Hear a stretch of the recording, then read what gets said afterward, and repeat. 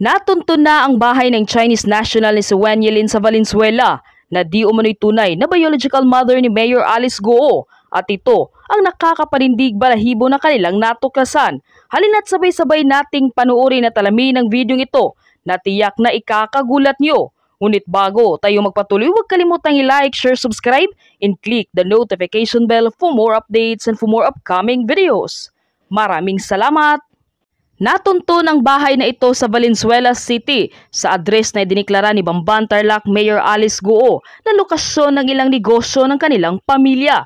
Pero sarado at nakakandado ang gate. Nang ikutin ng establishmento, eksklusibong nakipag-usap ang isang lalaki na siya umanong totoong nagmamay-ari ng bahay. Itinanggi niyang kilala niya ang controversial na alkalde. Gate niya, 3 beses na rin umanong nagpalit ng house numbering sa kanilang lugar. Hindi raw nila maiwasang mangamba sa pagkakadawit sa kontrobersiya. Yung 58 na pinupuntahan nyo is not the original 58, number 58. So, naka 3 times na kaming natakot kami, baka mamaya marami nga pumunta, like what happened now, nandito kayo. So, sana out of na kami. Sinubukan rin ng mga reporter na hanapin din ang address ng business partner ng pamilyang Guo na si Wen Yilin sa Barangay Dauma, Balacat City, Pampanga.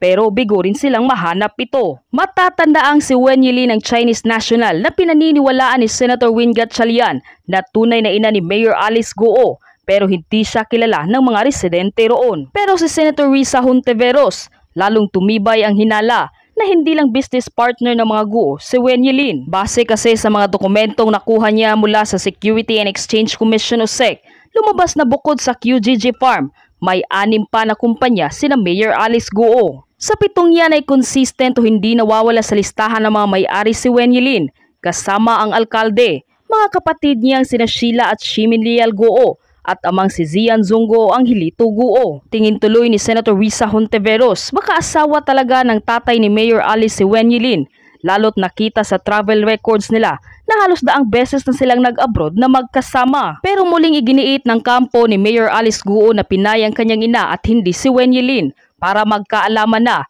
dapat ipatawag na lang daw sa Senado si Wen Yilin. Handa naman din daw na humarap ang ama ni Mayor Alice Guo kung ipatatawag ito ng mga senador. Yung kanyang pag-amin na siya pala ay love child sa isang kasambahay, napakahirap pong aminin yon sa harap ng publiko. Kasi alam natin dito sa lipunan natin sa Pilipinas, may stigma pa rin kapag ikaw ay bastardo, anak out of wedlock, or anak sa hindi kasal ng mga magulang. At syempre, lalong-lalo na kung ikaw ay isang anak ng kasambahay na mayaman ng iyong ama. Talaga naman pong mayaman, di hamak ang kanyang ama, Chinese nationality, tapos nabuntis ang kanyang kasambahay, ang resulta ay si Alice Guo. So, ako po, ang simpatya ko na kay Alice Guo. Kasi mantakin ninyo para aminin niya yung kanyang pagkatao na siya isang produkto na isang pagsasama sa isang amo at isang kasambahay. Napakahirap gawin po yan sa publiko. So, ibabalik ko po ang tanong sa ating mga politiko, no? Ano ba talaga ang dahilan na ikaw ay nag-iimbestiga in aid of legislation? Ano ba yung batas na nais mong buuin sa pamamagitan ng pagsusuri ng pagkatao ni Alice Guo? Paparusahan mo ba ngayon ang mga love child? Di ba, hindi naman pinili ng mga love children na sila ay mapanganak sa ganyang circumstance? Lahat tayo sa tingin ko gusto nating mapanganak sa isang normal na pamilya, kasal na ama at ina. Pero hindi po nangyayari talaga yan. Napakadami po nating mga kapatid sa ating lipunan na anak sa labas o anak sa ganitong circumstance na sa ating society, talaga naman pong skandaloso, tinuturing na skandaloso ang pagiging anak na isang kasambahay. No? Ay nako, ganun na lang po talaga ang simpatya ko. Sabi nga po nila, di ba, Jesus loves all the children of the world. O hindi naman sinabi na excluded yung mga anak ng kasambahay. Hindi.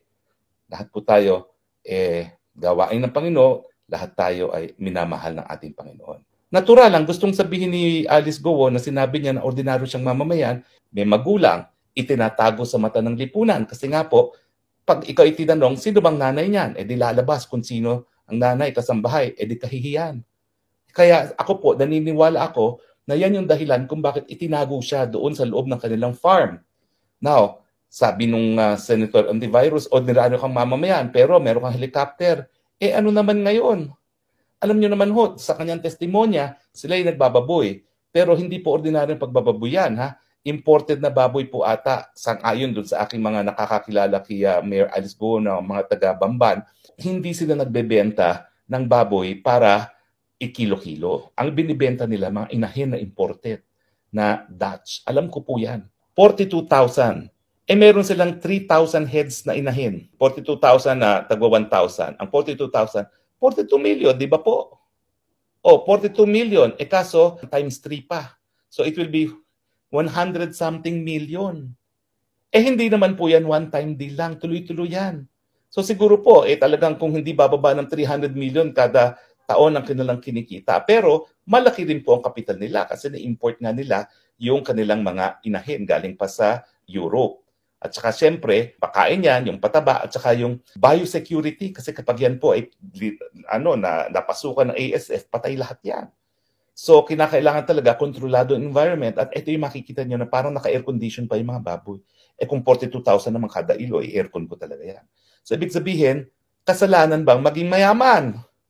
Hindi naman po siguro dahil nagsusumikap naman yung ating mga kababayan para yumaman. So sa akin nga, habang tayo ay nasa isang kapitalistang lipunan, hindi po kasalanan na maging mayaman. Parang naging kasalanan ni Mayor Go ngayon na mayaman siya. Ang suma total, ano na ang naging resulta ng investigasyon? Siya ay mayor. Merong pogo dun sa kanyang bayan at sinabi naman niya, yung pogong yan ay nagbigay ng trabaho sa 200 ng kanyang mga constituents at magbabayad ng local property tax at iba-iba pang mga taxes na nakokolekta ng Bamban. Siguro yung ganong kalaki, hindi bababa sa 25 million na kikitain ng munisipyo yan. Kasalanan ba ng mayor na siya ay humikayat ng isang investor na nagbunga ng 200 na trabaho para sa mga taga-Banban at kumikita ng 25 million kada taon? Hindi naman po siguro. Now, nalinaw naman po niya. Binenta niya yung lupa. Siguro kumita siya dyan. Anong mali doon? Dito naman kapitalista talaga ang ating lipunan. Dapat kumita. Hindi naman tayo nagcha-charity work lamang. No? At ang importante, yung siya'y nahalal, completely nag-divest siya. Kasi alam niya na pinagbabawal ang ganyang mga negosyo kapag ikaw ay isang local executive. So sa tingin ko po, walang masamang ginawa si Alice. Ang lumalabas na kasalanan niya, anak siya sa katulong bilang isang love child at siya yumaman. Ito ba mga kaibigan ay kasalanan? Nako, kung gagawin pong sine ang talambuhay ni Alice Guo at ipinakita kung paano siya inaapin ng mga senador dahil siya ay isang love child, siguro po magiging box offer hit yan. At sa tingin ko, kapag nakita yung pelikulang ng mga mamamayan, baka ang susunod na takbo pa ni Alice Guo ay senador. Kasi alam ko ang Pilipino, ayaw